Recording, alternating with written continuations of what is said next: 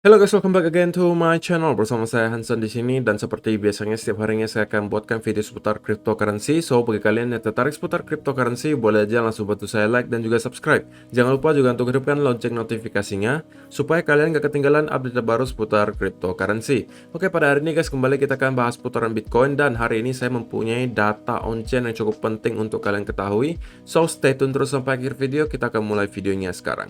Let's go. Seperti biasa guys, kita akan mulai dari CoinMarketCap terlebih dahulu. Per hari ini secara global market cap crypto berada di angka 1,75 triliun dolar atau naik sekitar 0,29%. Nah, Bitcoin sendiri masih di angka 39.100-an, Ethereum 2.590, BNB 376, XRP 0,79, Terra Luna 87 dolar, Cardano 0,79, Solana 82 dolar, dan Avalanche ada di urutan ke-10 dengan harga 71,42 dolar. So, per hari ini kita melihat market dalam keadaan yang mix, sebagian ada yang hijau, ada juga yang merah. Top performernya adalah Solana dengan kenaikan 1,04% ke 82,63 dolar. So, itu adalah outlook sementara dari beberapa top coin yang ada. Sekarang kita masuk dulu ke beberapa berita dan data terbaru hari ini.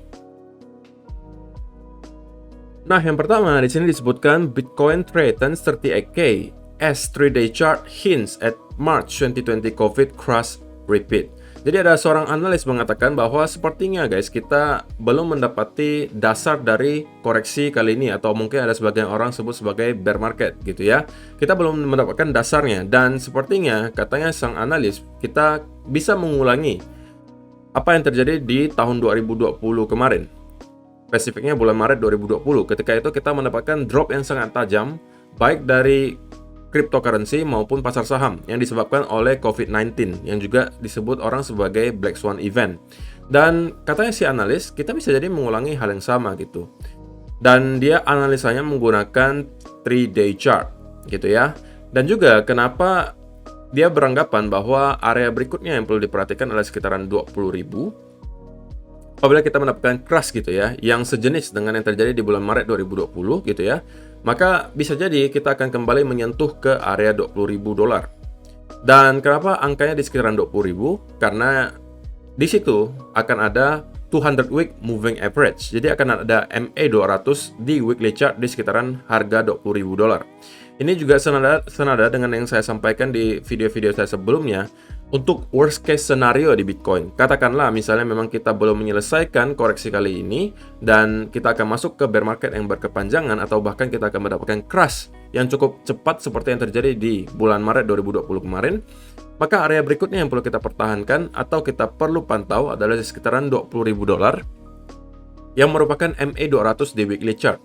Karena secara historis biasanya 200 MA atau MA200 di weekly chart itu merupakan bottom dari bear market atau sebuah koreksi besar. Itulah kenapa alasannya dia mengatakan kalau kita mendapatkan crash yang mirip-mirip lagi dengan yang terjadi di bulan Maret 2020, maka angka yang perlu kita pantau adalah sekitaran 20.000 dolar. Jadi alasan utamanya adalah di MA200 gitu ya. Dan ini juga adalah chart yang kemarin udah kita sempat singgung ya, dimana semalam itu kita mendapati ada outflow atau pengeluaran Bitcoin dari exchange Coinbase ke wallet pribadi itu hampir 30.000 Bitcoin, dan itu adalah salah satu outflow terbesar gitu ya yang pernah kita lihat. Dan kalau misalnya kita scroll lagi ke bawah, kita juga akan menemukan beberapa data on-chain. Yang pertama di sini kalau misalnya kalian perhatikan, ini adalah supply held by entities with balance 10 to 100 Bitcoin, alias supply yang di hold oleh para entity yang mempunyai balance-nya minimal 10 Bitcoin sampai 100 Bitcoin. Dan kalau misalnya kalian lihat, supply yang dipegang oleh mereka sampai sekarang itu mengalami kenaikan gitu ya. Dan malah kita mendapati ada spike yang cukup kencang di sini, yang menunjukkan bahwa orang-orang yang mempunyai 10 sampai 100 Bitcoin itu sekarang masih dalam keadaan akumulasi. Dan ini juga menunjang beberapa tesis kita yang mengatakan bahwa kita sekarang ini dalam keadaan reaccumulation. Karena perlu kalian ingat guys, tidak semua orang itu beranggapan sekarang kita akan drop lagi di bawah 30.000. Ada sebagian orang yang beranggapan kita tidak akan lagi drop di bawah 30.000, kita hanya akan sideways kurang lebih di atas 30.000, di mungkin 33, 35, 36. Kemudian kita akan mendapati rally berikutnya ke atas. Jadi masih ada berbagai kubu sekarang yang mempercayai bahwa kita masih dalam keadaan bull market, kita hanya dalam keadaan reaccumulation, dan kita akan kembali rally lagi ke atas gitu ya. Kalau kalian sekarang dalam kondisi Lebih percaya yang mana guys? Kalian lebih percaya bahwa kita tidak akan lagi drop di bawah 30.000 dan kita hanya dalam fase reaccumulation, kemudian kita akan naik lagi ke atas dan menuju ke all time high baru? Ataukah menurut kalian memang sudah kemungkinan besar kita akan drop di bawah 30.000 dan kemungkinan menyentuh lagi ke MA 200 yang harusnya berada di kurang lebih area 20.000? Saya pengen tahu komentar kalian di kolom komentar di bawah. Nah, berikutnya ini dari Lev Moskovsky. Dia mengatakan Bitcoin illiquid supply share has recovered the entire China ban down and reached 4-year all-time high. It took 11 months but we finally did it. 76.23% of supply is now illiquid. Alias sekarang itu guys, totalnya ada sekitar 76,23% dari total circulating supply-nya Bitcoin itu sekarang udah tidak lagi liquid. Tidak lagi liquid itu artinya apa? Sudah tidak lagi bisa diperjualbelikan di exchange karena itu udah ditarik keluar dari exchange, di hold. Gitu ya. Dan angka ini atau persentase ini sudah lebih tinggi daripada ketika kita mencapai all time high di tahun 2021. Ketika itu kita mencapai kurang lebih 64.000 dan illiquid supply-nya itu mencapai area di sini. Dan sekarang kita bahkan lebih tinggi daripada ketika kita mencapai all time high tersebut.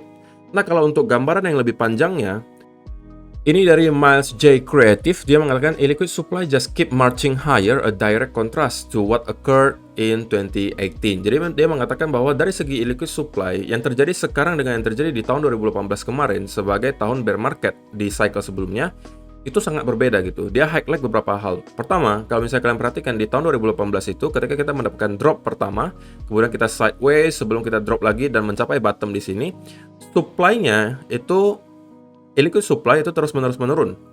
Dan kemudian ketika kita sideways di sini, illiquid supply juga ikutan sideways dan kita akhirnya drop sekali lagi untuk mencapai bottom dari bear market 2018 dan kita juga mendapati illiquid supply-nya drop.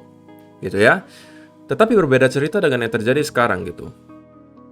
Karena kalau kalian perhatikan dari bulan Mei 2021 hingga sekarang, walaupun harganya naik turun dan kemarin kita mendapatkan drop dari 69 hingga kurang lebih 33.000, namun dari segi illiquid supply, kita tidak melihat adanya penurunan sama sekali. Malah kita terus-menerus mengalami peningkatan.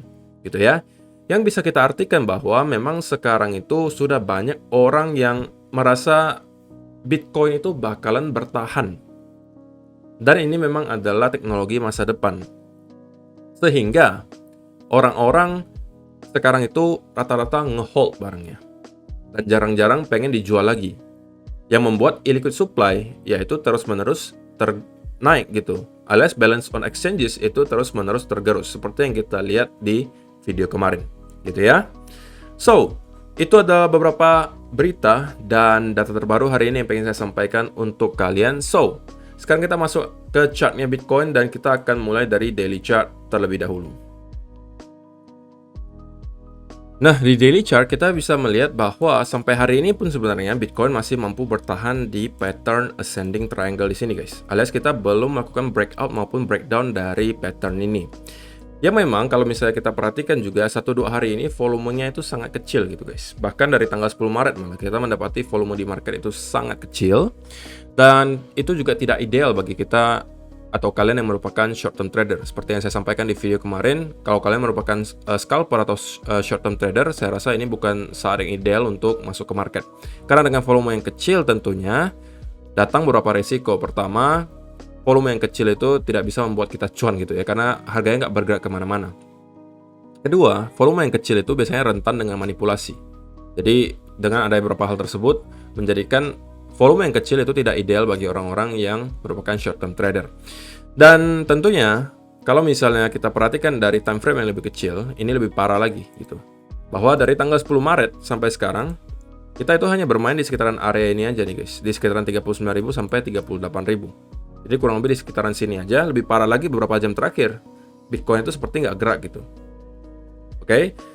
Dan perlu kalian ingat juga guys, bahwa Bitcoin yang biasanya kita lihat itu dibandingkan dengan US dollar gitu kan. Jadi US dollar itu juga sebenarnya akan berpengaruh dengan harga Bitcoin yang biasa kita lihat. Dan saya menemukan satu hal menarik gitu di chartnya US dollar hari ini. Bahwa sekarang kita melihat chartnya US dollar itu approaching lagi atau mendekati lagi area upper trend line di sini. Yang harusnya akan provide some resistance, oke? Sekaligus di sini kotak biru ini juga merupakan area resistance. Jadi kita bisa jadi akan mendapati bounce lagi di sekitaran area ini dan membuat US dollar kembali drop ke lower trend line-nya, atau bahkan bisa jadi kita kali ini akan breakdown. Tentunya itu akan menjadi berita baik bagi Bitcoin. Karena setiap kali kita mendapati drop di US dollar itu biasanya akan berkorelasi dengan harganya Bitcoin. Alias kalau US dollar drop, biasanya Bitcoin itu bakalan naik. Nah, kalau misalnya kita mau buktikan apakah benar atau tidak nih, kalau misalnya US dollar itu drop, Bitcoin bakalan naik. Nah, terakhir kali kita mendapatkan drop yang lumayan itu di sekitaran sini. Kita mendapatkan bounce di upper trend line-nya di tanggal 28 Januari hingga kurang lebih dropnya hingga kurang lebih 10 Februari ya. Jadi 28 Januari sampai 10 Februari. Nah, kalau kita misalnya bandingkan dengan chartnya Bitcoin 28 Januari hingga 10 Februari, maka yang akan kita temukan adalah ini. 28 Januari di sini kurang lebih, ya kan? Sampai kurang lebih 10 Februari. Di sini sampai sini. Nah, inilah yang terjadi apabila kita mendapatkan drop di US dollar. Kita ada mendapati pump dari kurang lebih 36.000 hingga ke 44.000. Oke? Dan kalau misalnya kalian beranggapan itu hanya kebetulan kok, kebetulan aja tuh. Nah, coba kita cek lagi yang sebelumnya gitu. Mungkin ini kita tidak akan pantau karena ini pergerakannya atau dropnya itu tidak terlalu jelas, alias ini hanya cenderung sideways saja gitu kan. Nah, kita coba lagi cek yang sebelumnya di sini. Kita mendapatkan bounce yang bersih, kemudian kita juga drop dari kurang lebih tanggal 30 September hingga 28 Oktober. 30 September hingga 28 Oktober. Nah, coba kita bandingkan. 30 September hingga 28 Oktober, apa yang terjadi dengan Bitcoin? 30 September, nah di sini kurang lebih akhir bulan 28 Oktober. 28 Oktober itu di sekitaran sini. Nah, ini ya, kurang lebih sekitaran sini. Jadi ini yang terjadi juga ketika US dollar mendapati drop, gitu ya. Jadi dengan adanya hal ini, memang secara statistik apabila kita mendapati drop di US dollar itu akan membuat harga Bitcoin itu naik, gitu ya. Dan tentunya kita harapkan ketika US dollar nanti approaching di sekitaran area 12.400 di sini, ini akan provide some resistance dan kita kemungkinan bisa mendapati juga drop yang sama dengan yang terjadi di beberapa kali sebelumnya, gitu ya. Dan itu juga akan menjadikan sebuah katalis gitu ya, atau pemicu Bitcoin bisa mendapati semacam rally. Namun tentunya itu mungkin akan terjadi baru di minggu depan gitu ya, mungkin di pertengahan minggu depan atau bahkan di hari Kamis atau Jumat gitu. Karena di Kamis Jumat tentunya ada FOMC meeting terjadi gitu ya, di mana the Fed akan diekspektasikan untuk melakukan kenaikan suku bunga. So, secara short term sebenarnya tidak banyak yang bisa saya sampaikan guys, apalagi di 15 minute chart ataupun 1 hour chart ya, karena chartnya nggak bergerak sama sekali dari kemarin. So, tidak ada yang berubah dari kemarin. Saya masih akan lebih memilih untuk melakukan wait and see terlebih dahulu sampai nanti keadaan market lebih volatil, alias volumenya udah mulai masuk lagi dan patternnya lebih jelas, baru saya mungkin akan melakukan analisa lebih lanjut agar menurut saya itu probability-nya akan lebih tinggi kalau misalnya kita mendapati volume yang sudah masuk lagi, baru kita lakukan analisa. Karena kalau kita melakukan analisa dengan kondisi market yang tidak mempunyai volume, seperti yang saya sampaikan juga, itu rentan manipulasi sehingga pergerakannya akan sangat sulit untuk ditebak, gitu ya. Yang kita tahu sekarang dari segi short term tentunya kita berada di pertengahan area support and resistance, yang dimana supportnya berada kurang lebih di area 37.300 dan resistance-nya tentunya terdekat ada di sekitaran 40.000 sampai 41.000. Oke, so itu aja sih untuk hari ini guys. Terima kasih yang sudah menonton sampai selesai. Semoga bermanfaat video hari ini dan kita akan bertemu lagi di video yang berikutnya. Bye bye.